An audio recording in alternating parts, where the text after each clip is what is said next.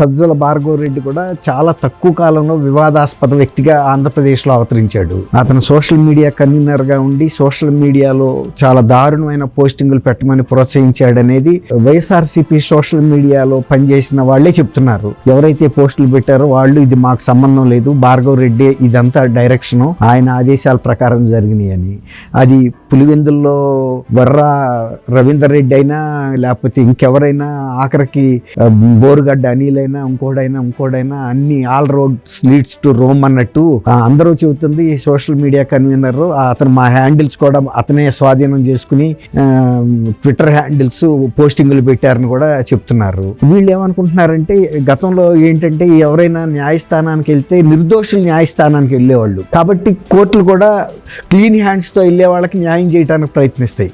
కానీ వీళ్ళు రక్తసిక్తమైన చేతులతో, అంటే ఇక్కడ నేరం చేసి అది ఆ రక్తం ఆరకముందే కోర్టులకు వెళ్తున్నారు. వీళ్ళ చేతులకు అంటిన రక్తం కోర్టులకు కనపడదని వీళ్ళకు ఒక నమ్మకం.